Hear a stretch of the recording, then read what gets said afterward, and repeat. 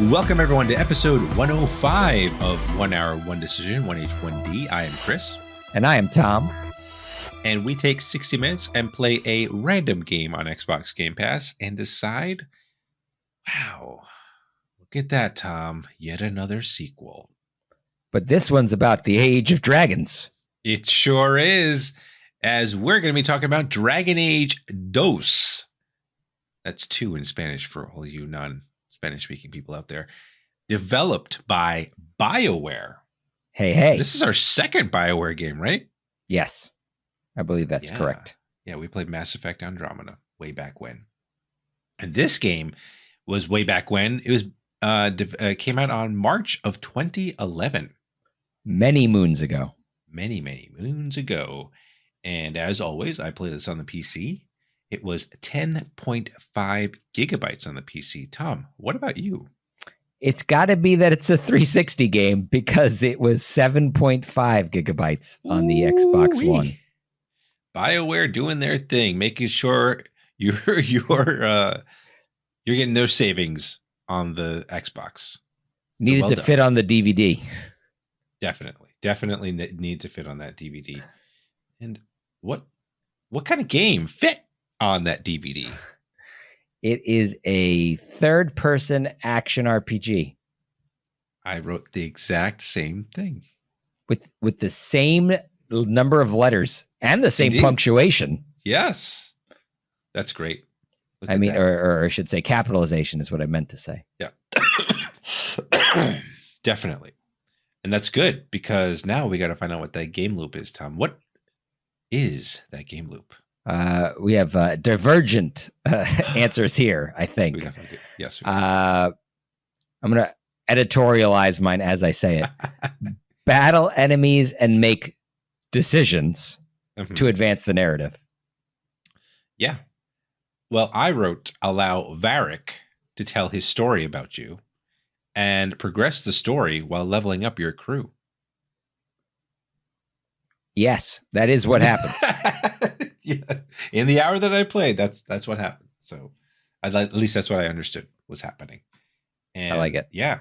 So that's that game loop for this second of 3 games so far.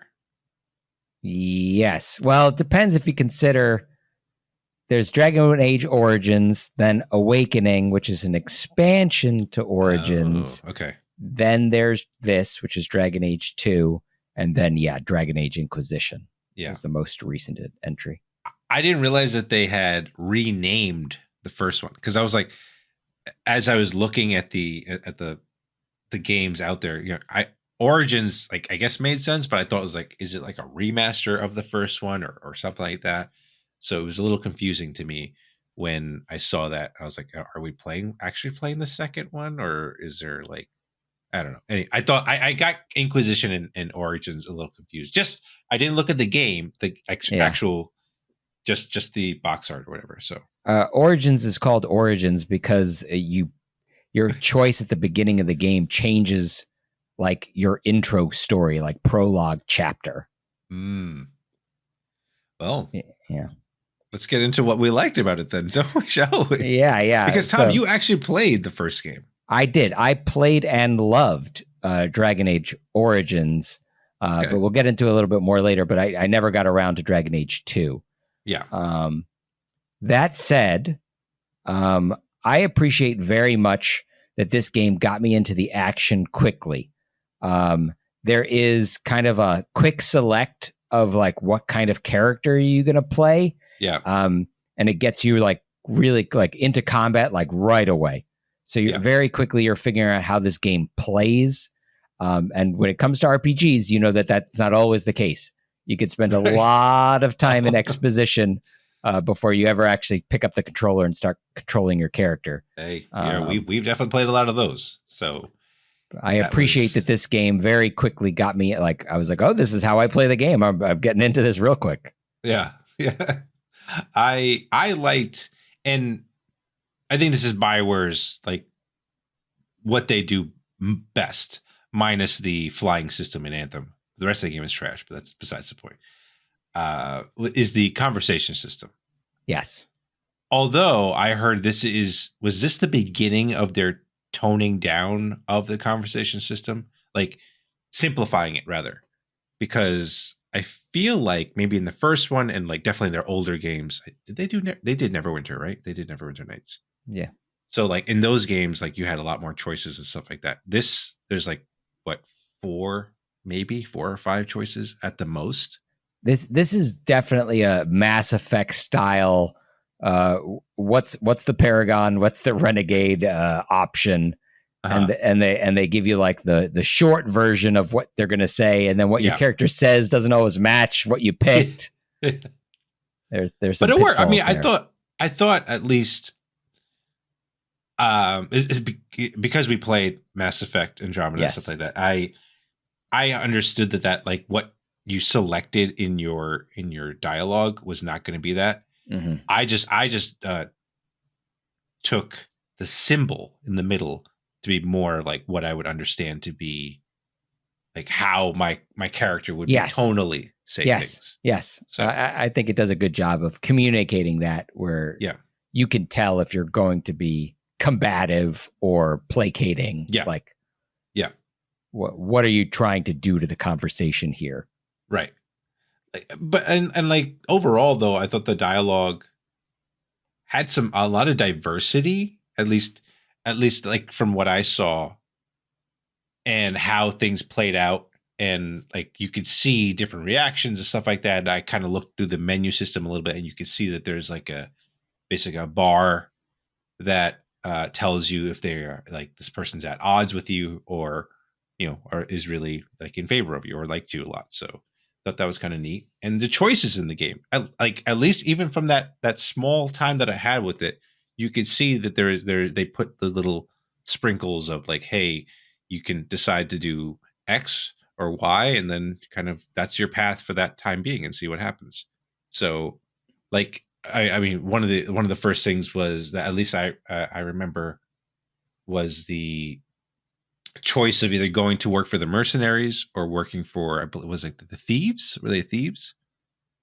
And I chose the mercenaries because at least my character I thought would fit more with that world. And then when you go to do that particular task, that person comes to you and says like, "Hey, I'll double what they said that they'll pay you." And it's like there's some intrigue there. It's like, okay, do I double cross the guy that just like helped me out or not? I didn't. But that kind of stuff that made you think a little bit about your choices and how they can potentially affect your game overall. Yeah. It's one thing that BioWare definitely does well. I've got to agree with you there. It is this, crafting the story. I liked, it doesn't really affect me here because I was playing obviously on the Xbox, and when I played Origins, I'd played it on the PC, but you can import the events from Dragon Origins. So if you played Origins, you can actually go and locate your save file, and everything from your save file will be loaded into this game. If you don't have a save file, you can pick from a number of presets where you say, okay, this is who the hero was of that previous game, and this is how that game ended, which I liked. I liked that you had some flexibility there to kind of match up with how you played the original game, even if you're playing it on a different system. Yeah. Speaking of other things like that, I enjoyed that you can set the tactics for the characters that you're not actively controlling. This was something that was in the original Dragon Age Origins as well, where you can on the battlefield move around and control any character you want at any given point in time. It is not reasonable for you to be able to control all of them at the same time. It's just not possible. Right. So you can set kind of basic behaviors. Do you want them to act aggressively? Do you want them to be more of a healer or a defender? And so you can kind of set up your party tactics to support you in whatever role that you're actually going to actively play. I definitely feel like I played this game wrong. I've only watched, I think, you and Phil play Neverwinter Nights, and like Yeah. it never came like it never crossed my mind like how you're playing this game. I was playing this game as like a third person action RPG. Yes. And I think that's where a lot of my frustrations are, which we'll talk about later, seem to happen. But the one thing I do appreciate about this game, and you touched on the fact that you can import events from Dragon Age Origins, is the fact that I didn't play the first one, and I didn't really feel like I was lost in what was happening.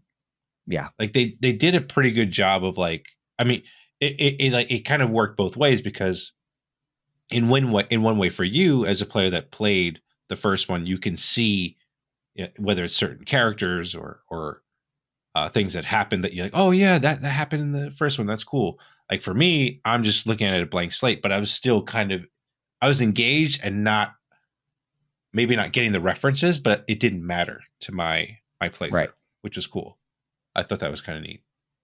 So, quick spoilers. Among my likes is that The Witcher of the Wilds, Flemeth returns, and she has a really cool intro here. She's nobody to you, but she is a character in the original game. And I liked, and I think there's some discrepancy here between you and me, which we can talk about a little bit, maybe is a good segue. I liked that this game, at least initially, starts off as a game that's being told as a story, being told by like a bard type character. And so they've mixed together fact and fiction, which is how they accomplish letting you get into the action quickly. And then you kind of replay that sequence for real a second time. So you play through this quick sequence as basically a default build. Yep. Then NPC characters like, no, that's not how that happened.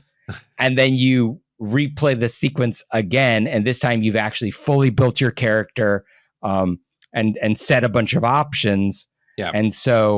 And now you've actually customized your character and actually made the choices to make your real character.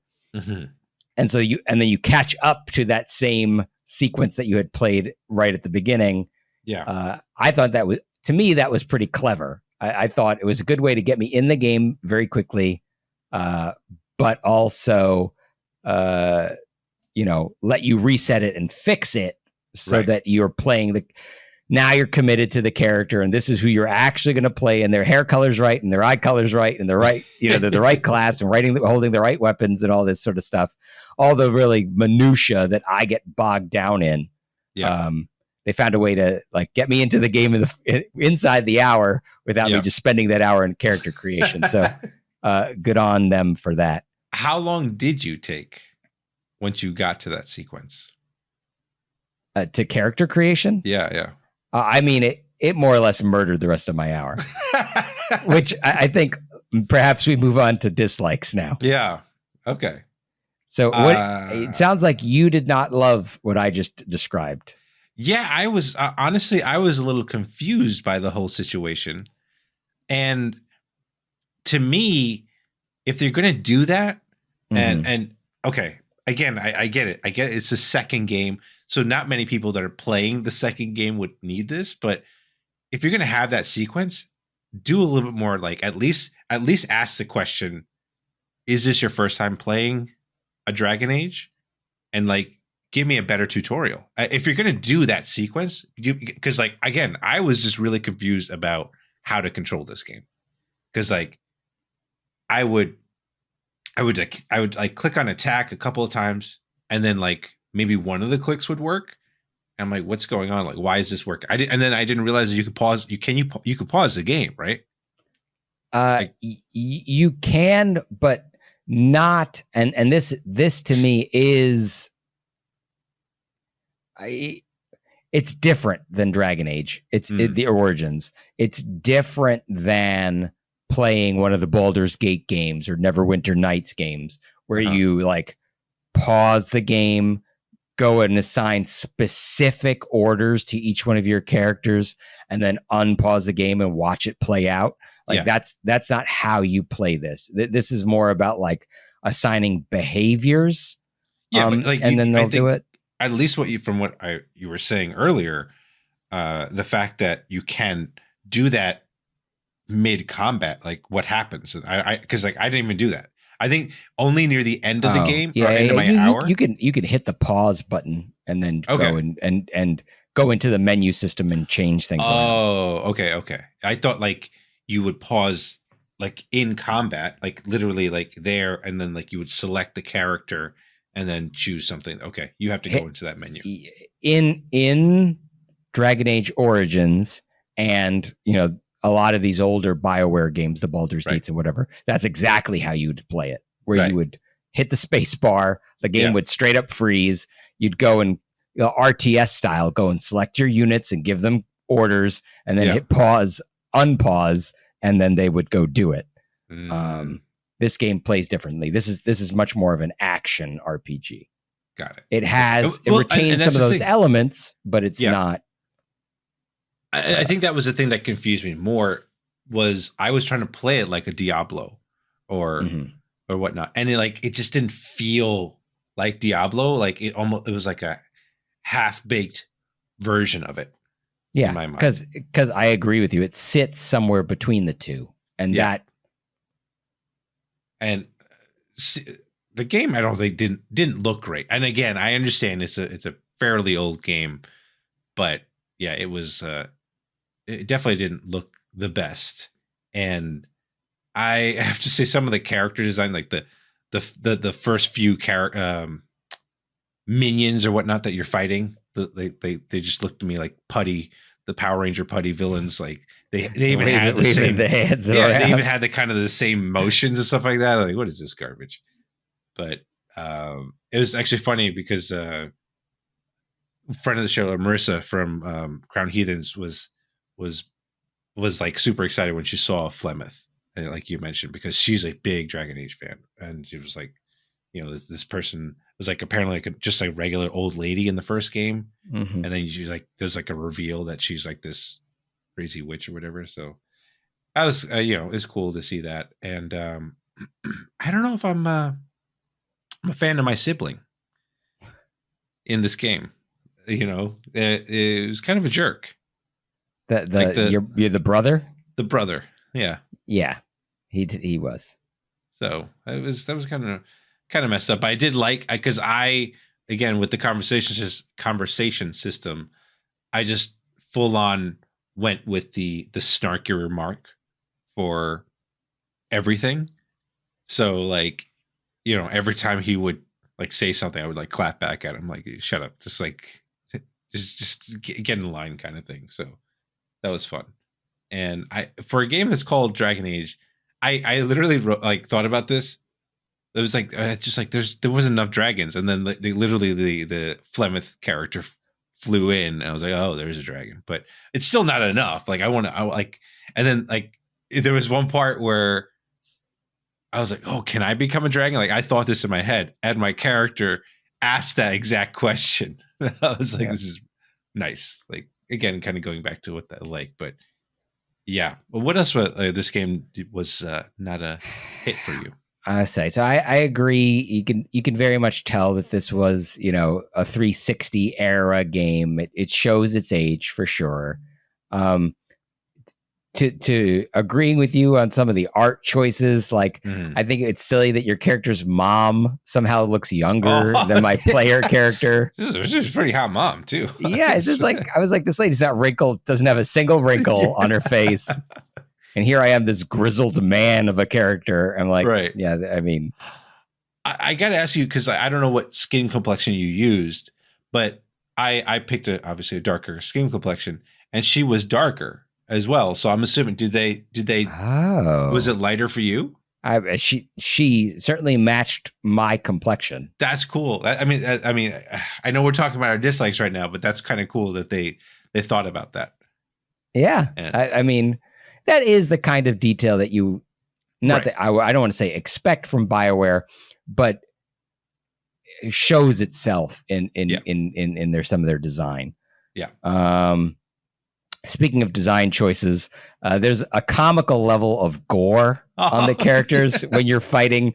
Like everyone's just covered in blood, and then you're trying to have like conversations with people, and you're just smattered, just drenched in blood. Wasn't there like a penny arcade about that or something? Yes, I swear that was one. It's just like, yeah, there's just so much blood, and they're just talking, and it's like, okay, cool. I totally. I remember thinking about like, what is going on? Did they do that in the first one too? Yes. Yeah. I mean, it's just ridiculous. I guess it's funny, you know what I mean? But it also like undermines some of the more serious conversations you're trying to have with in this game.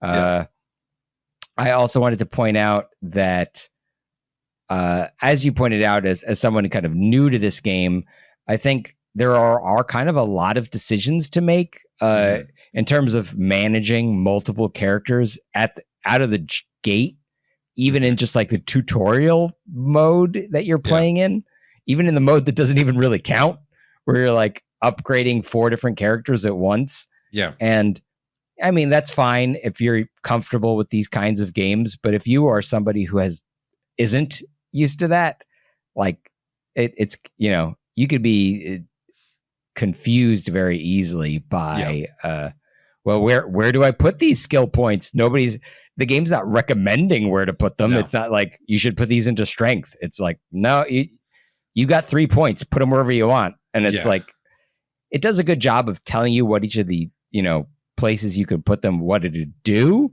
but it doesn't give you really any guidance in terms of where you should put them. No, definitely not at all any hand holding in this game. Like even the tutorial was just kind of like that, but it was odd. It was odd, but I guess I kind of get it. It was like it's that kind of game in that kind of era, because you know, nowadays there's a lot more accessibility overall, right? With helping you through these things, better tutorial systems overall. One thing I want to say, at least I experienced this on the PC version, because I had to sign into my EA account. Yeah. Right at the beginning of the game. That was just gross. Like I'm already playing the game. Like I was already just like, I launched this from the EA app, but I don't know. I get it. Maybe it's just because it's older or whatever. It doesn't pass through the information, but it was still kind of like, yeah, I don't want to do this. This is and the EULAs, right? Like that you've got to sign EULAs just to play a game. To me, it's not even an online game, right? Like, I'm not even agreeing to play nice online here. Like, what am I signing? What are we signing up for? Makes no sense. And I do want to also point out as my last little blurb here that I think, unfortunately, as fun as I said as the combat was, and that it gets you into it fast, it to me felt like it just devolves into a bunch of button mashing, which moving from a game that was so tactical, you know, in the franchise to a button masher, it's like there is a disconnect, you know, in terms of what you're expecting to play. Yeah. Is there anything else you want to bring up about dislikes here? For me, just, you know, I can get really lost in the sauce when you give me too many options. So yeah, this is one of those kinds of games. So I didn't spend too much time in character customization because I knew that the clock was ticking, but I do need to like see what all the sliders do and things like that. It's like I need to understand the whole scope of it, even if I don't ultimately mess with it too much. It was a pretty deep system for customization, I'll say that. Oh, definitely. So, any other thoughts then about this game? I did want to point out for anybody who, you know, maybe did like me play Dragon Age Origins, that I think that the game is very different from that kind of game. That game was a very tactical, turn-based, you know, very like pause and click and that sort of thing. And this is not that at all. Like it has elements that stuck around from that, but it plays completely differently. From what I understand and what I read, it was definitely a decision that they made to make the game more accessible to like a wider spectrum of players. Yeah. But the catch of that is you alienate the people who loved your game and made it successful in the first place. So, right. I mean, that's what happens is people love the action games. It's like, well, except for the people who loved your game before it was an action game. They loved it because it wasn't an action game. And right. Was this the start of BioWare's like downfall? I don't know. I mean, it was definitely a divisive moment in time. There are people who love Dragon Age 2, and there are people who swore up and down that you shouldn't play it. So I can see both sides of it, kind of depending on what your onboarding to it was like. Right. Now, according to How Long to Beat, this game takes about, if you just mainline it, Golden Path kind of thing, takes about 26 and a half hours to beat. So yeah, pretty reasonably sized game. Like not too over the top long, like a Dragon Quest, which was like over 100. It wasn't like over 100 hours, something ridiculous like that. Something stupid. Yeah, and 36 hours if you do some of the side missions too. And like I mentioned, once again, this is another sequel that we happen to grab instead of the original, but so be it. But Tom, we got to find out. Is this a game that we're going to keep in our backlog or continue to play? Or is this a game that we're going to let the fires of a dragon burn this eternally? Cast into the fires of Mount Doom. Oops, that's a different franchise. It's a different franchise. But before we get to that, we wanted to let you know about a spectacular sponsor, Winner Winner. Winner Winner is a live arcade claw machine game available on Android and iOS, and it's 100% skill-based. Trust me, if you see me play my games, you know I'm not that great, and I still have won games on my first try. There's hundreds of prizes, even featuring gaming merch from Nintendo. Pick your prize from choices in your particular game, or bank your earnings with tickets to redeem any other prize you want from their wide selection. And for all you lovely people listening or watching our show, you can get bonus tokens on your first app token purchase. Download and create your account, then use the link in the episode's description to enter promo code WHATITDO after you sign in. Check it out. It's clawsome. So, I mean, admittedly, I want to point out that, I mean, we talked about this coming out in 2011. It's been a long time since I played the original game and its expansion. I loved those games. And in whatever this was, so in early 2011, I was convinced not to play this game by other fans. So like the reaction to the changes in the system and some choices that the developer made, and the fact that the game came out like 16 months after the original game came out, like it came out like hella fast, like really fast. So that there was a lot going on there that kind of dissuaded me from playing it. The truth is, I think that was probably a mistake. I think I really did enjoy playing it for the hour that I did. It flew by for me, like the hour really churned by. Problem that I have now, though, is that maybe I got to this game, 11, 12 years too late. Yeah, it definitely shows its age. I'm going to keep it for now.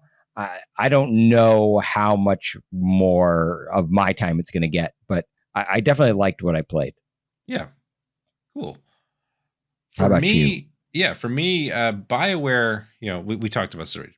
BioWare does one thing right, and it's that conversation system. And it definitely kept me going in terms of like barring the confusing combat system for me and the dated graphics at this point. But it was intriguing enough. Like the story itself was pretty intriguing enough for me to continue this game and see where the main character and their crew, which I believe is Hawk, right? Hawk is the name of the main character. Yeah. And I'm just hoping. So I'm going to keep it, and I just hope it's just not another Anthem letdown. So we'll see how that goes. But those are our thoughts. Let us know what you think of this game. Follow us and say hello on Twitter @TC1H1D, or shoot us an email at TC1H1D@outlook.com. Check out our streams on Twitch at twitch.tv/1h1d. And if you're watching this on YouTube, send us a comment down below. Maybe we'll give you a hello back. I don't know. And 1H1D is part of the QTP network. If you like gaming podcasts, be sure to check out Quit the Build, a weekly gaming news podcast, and a ton of other things that they do there. Check that out. Check out the whole lineup, quitthebuild.com/network. Tom, we got to find out what we're playing next, don't we? Yes. Okay, here we go. What? Is it going to be another sequel? Well, only way to tell is by clicking that surprise me button. So here we go.